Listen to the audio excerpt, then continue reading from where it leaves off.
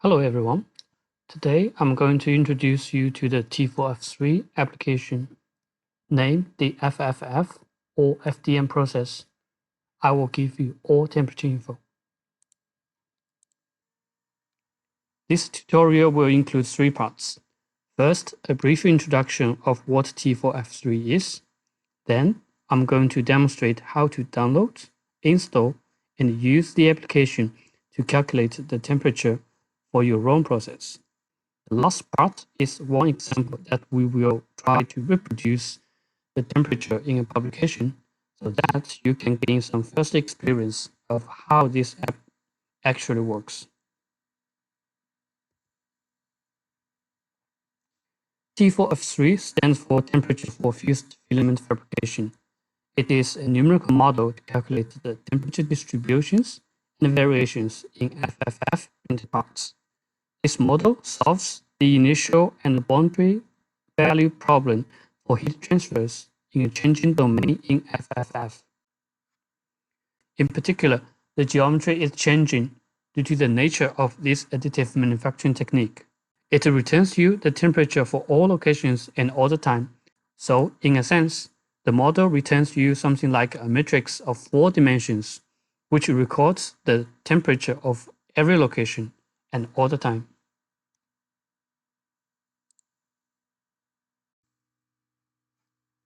The link here will direct you to the website to download the application, but you can also try to scan the QR code here to download. I assume maybe you have read some of our recent publications, for example, this one or this one, where we also provide the link to download the app. When you click the link here, you will go to the website of this one.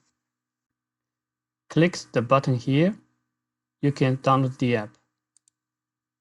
But you still need to register yourself for the downloads.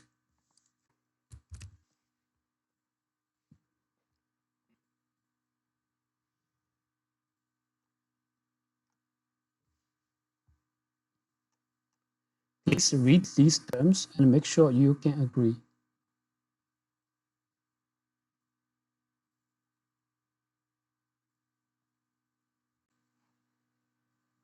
On this website, now you can download the app and its menu.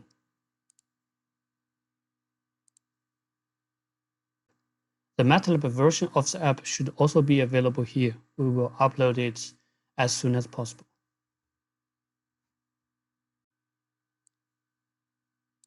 These will be the files that are available from the website.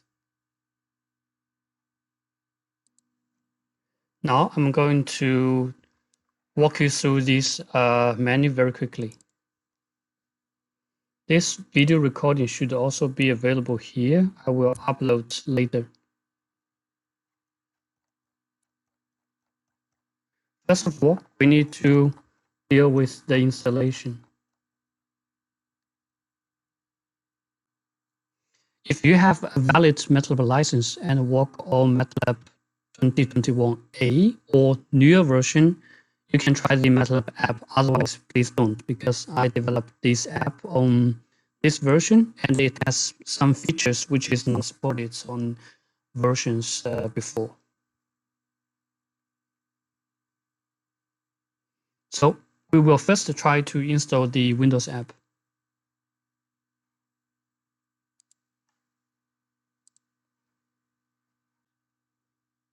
You need at least a local administration right to install the application.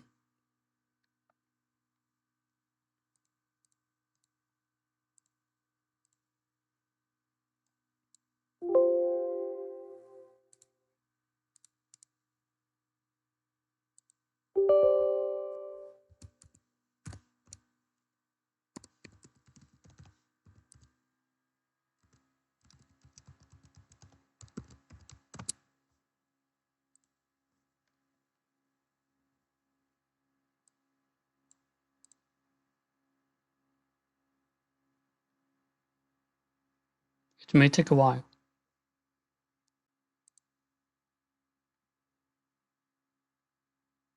You can have a summary of the information here.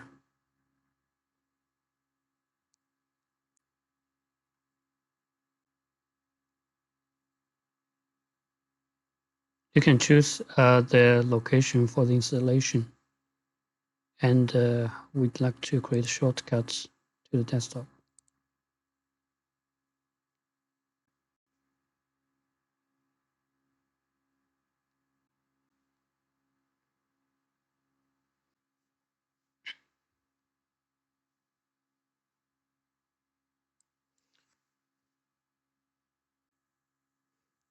It takes about 1 minute to finish the installation. If you haven't installed MATLAB a runtime before, it will take you much longer.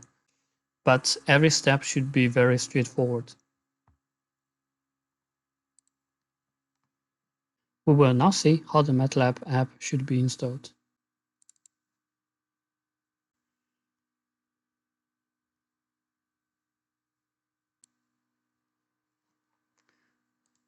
Open your MATLAB.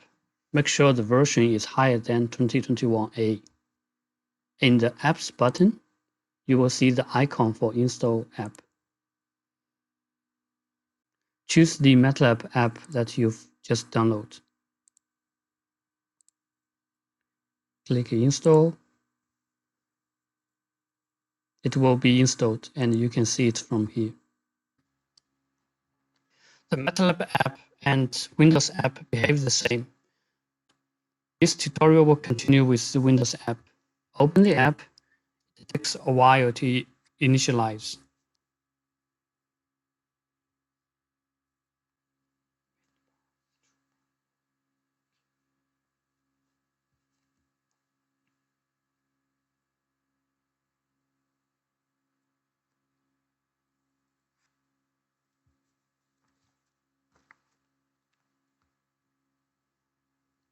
When the app was loaded, it reminds you to choose a folder to get started.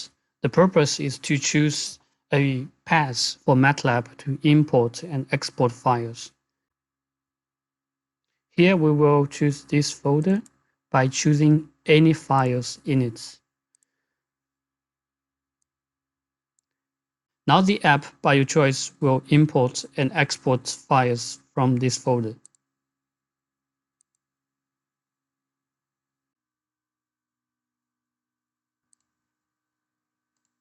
The application consists of 3 areas. First, the menu bars. The Simulate button help more info and analyze.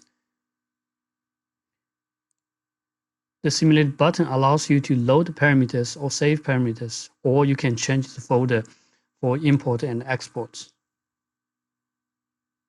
The help bar can help you to set some of the material properties, or you can also try to contact us here.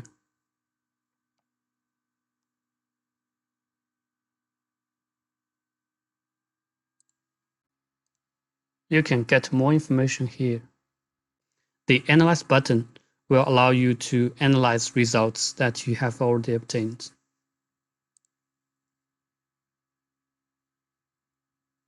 We will come back to its function later.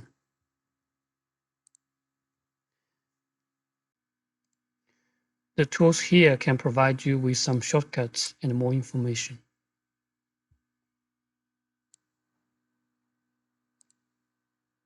To get started, first you need to define the geometry. You can click the icon here to get more information about these parameters. This information is also available in the software menu. You can choose the material property to be constant or dynamic. If you choose dynamic, it will ask you to provide the name of the material property file. You can also set the material unmatched to be in conduction. You can choose yes or no based on ratio of thermal conductivities in different directions.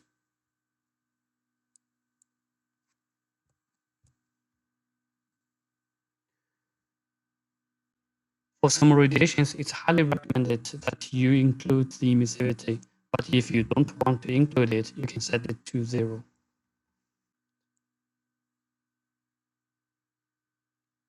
For the process parameters, you need to define the nodal temperature, plate temperature, and room temperature. In addition, you need to define the air temperature above the build plates. You can click the icon here to get more information about these parameters. Alternatively, you can check this publication to get more insight about this parameter.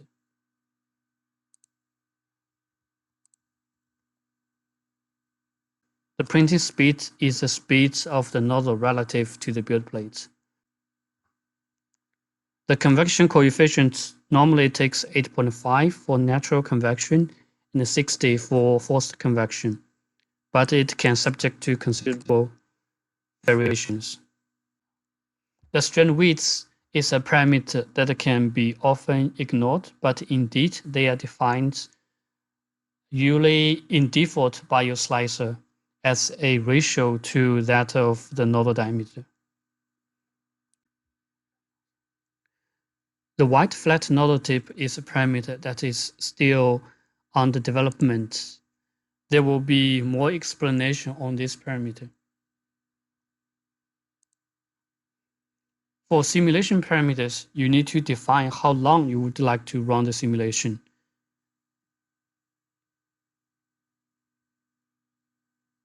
And you may define a different process parameter when the printing is finished.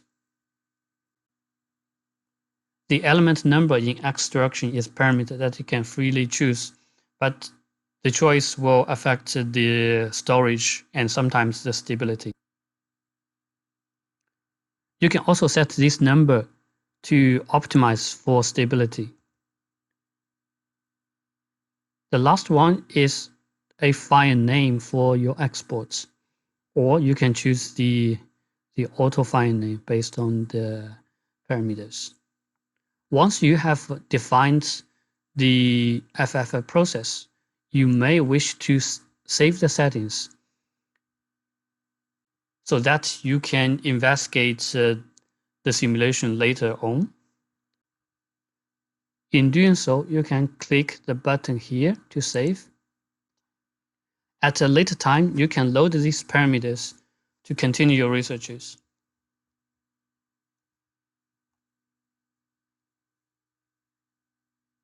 Once you have defined all the process parameters, you can start to run the simulation.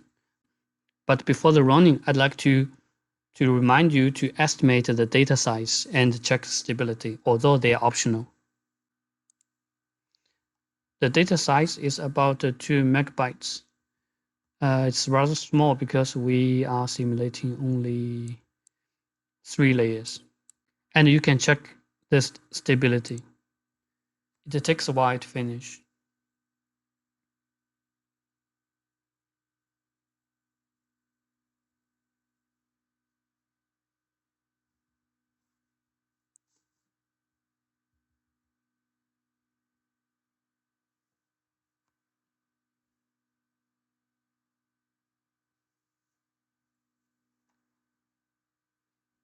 Now we will run the simulation.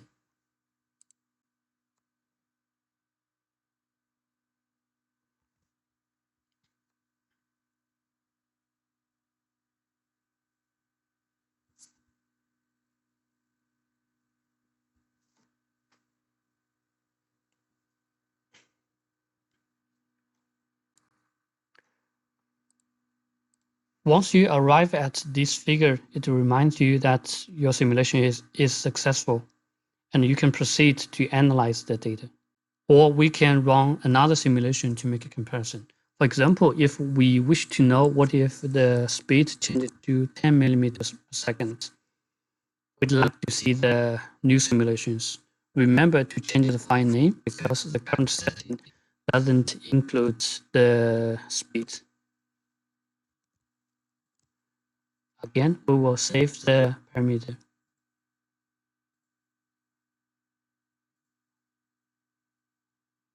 We run the simulation again.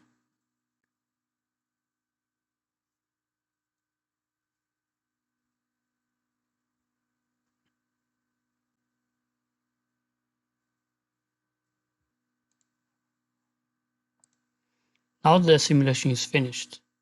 Now we can see that there are 2 data files for the 2 simulations. The first one is the simulation based on speed 5, the second based on speed 10.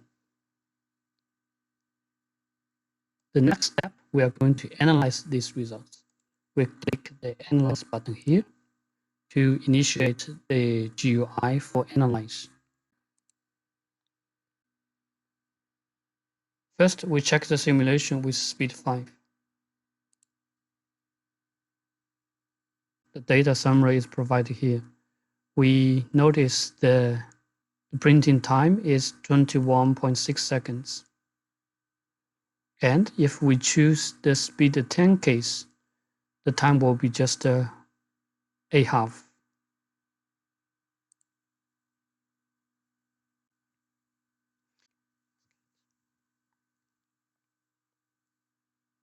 We can choose to study the local temporal temperature profile, temperature against the time, or we can see temperature fields at select moments, the temperature at different locations. And here we choose location based on the discrete indexes. It has a I index of 75, so 38 is in the middle. We look at one left location, for example, we choose 25, and we look at one at 50.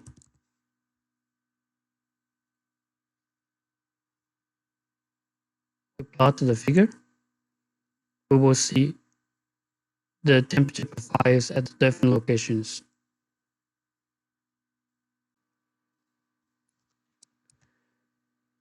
If the Y index differ by 1, it means it's intralayer reheating. If the K index differ by 1, it means the interlayer reheating.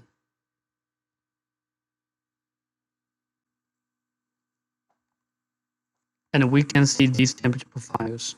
So upon the deposition, the cooling happens down until here, where the lighter blue element is deposited. So the temperature increases until here. It's the interlayer reheating of the first element. So the cooling continues.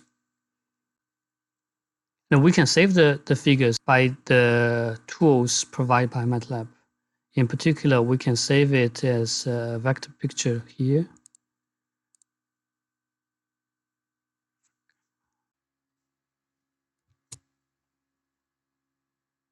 Or we can export the data for further analysis. The data will be exported in the folder that you choose. In this case, it should be the temperature of 3 locations.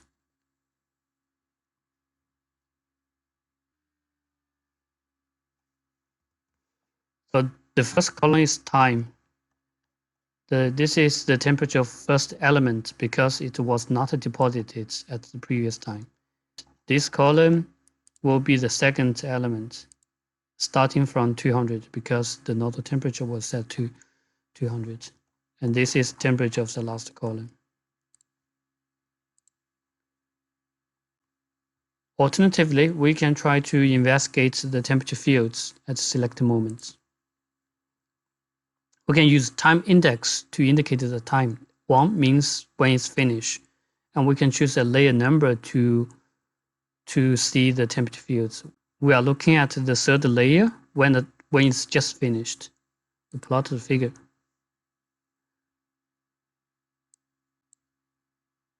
Or we can see the second layer or the first layer. And we can use a different time index.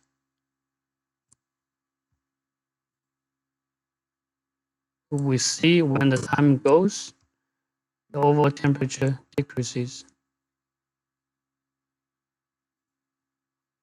Again, we can copy the figure directly, or we can save the data. In this case, the data will be a matrix consisting of the temperature on this layer at this time moment. So at this time moment on layer 1.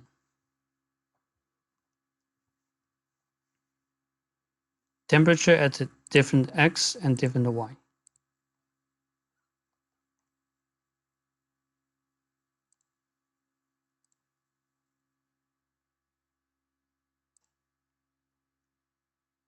We'd like to see another example.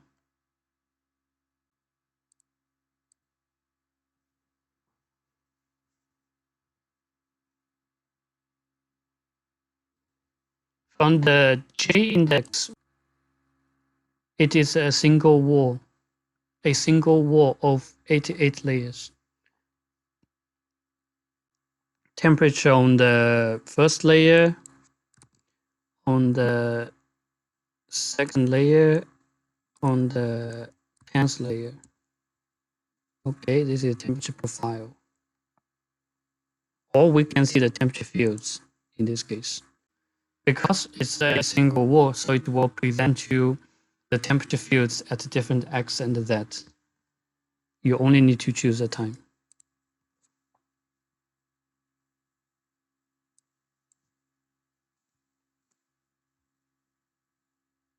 Again, we can save the data.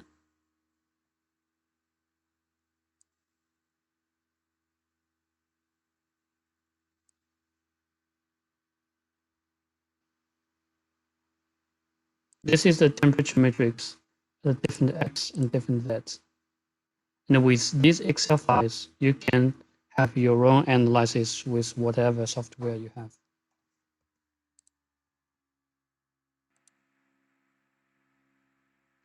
If you still feel being limited by this analyze tool, or if you want more advanced analysis, for example, from the temperature to the bond strength to crystallinity and to thermal stresses, you can contact us by this email button.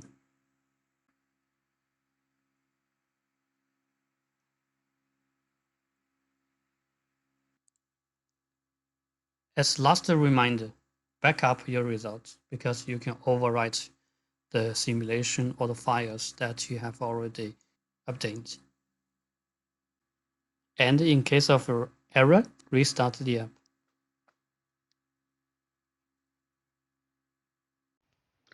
Okay, now I'm going to show you one example of how to use the T4F3 model for temperature simulation in printed parts.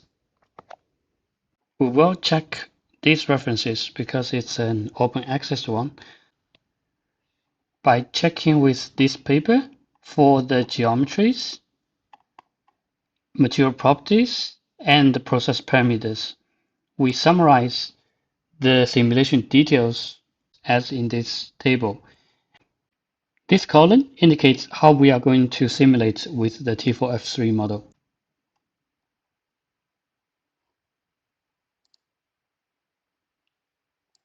We also need to be aware that between the two different simulation tools, some differences are there. The first part is the material properties used by the original authors. They use temperature-dependent heat capacity and temperature-dependent thermal conductivity, but a constant density. In the simulation, we will simply use constants for these three material properties. We have run quite extensive simulations regarding to the temperature dependence of material property and their influences. For PLA, we conclude that they are not important. If we wish to guarantee the same material properties in the calculation, we could also choose a constant rho and lambda in the T4F3 model and transfer the uncertainties in material property to the heat capacity, as long as the effective thermal diffusivity for calculation is the same between the two different approaches. The second difference is regarding to the treatment on the first layer. The original authors, they define a thermal contact resistance, but for the current T4F3 model, we will simply use the directly boundary condition. Now let's check out how to perform such simulation exactly. Before recording the tutorial, I have run the test. So this time I will simply load the parameters that I used before.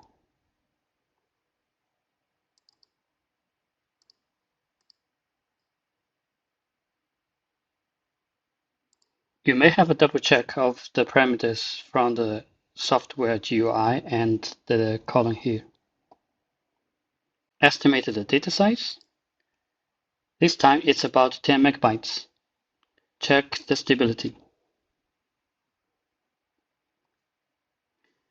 It's not a problem for this simulation.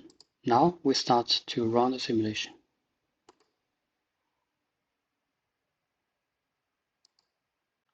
When finished, the data will be named test and appear here in this folder of our choice.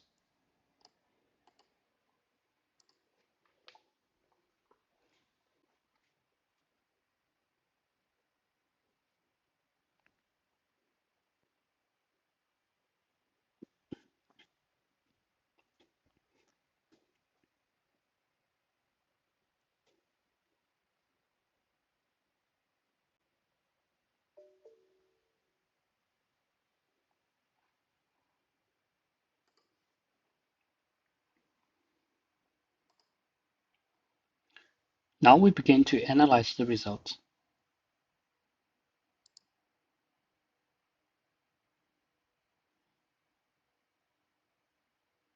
Load the simulation that we've just done.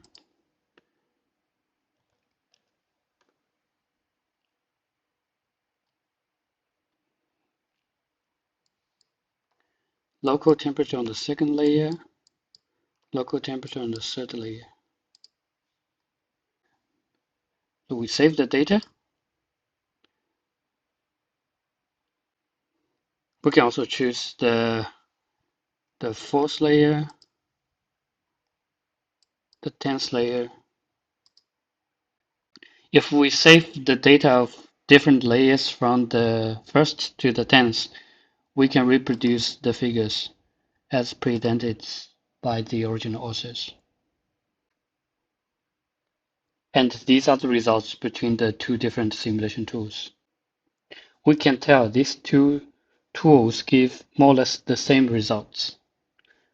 But we also observe something different, as our T4F3 model emphasizes more the phenomenon of reheatings. This actually relates to how ANSYS deal with the element bursts. But in general, we can conclude the simulation from our model contain all important characteristics as in the original work.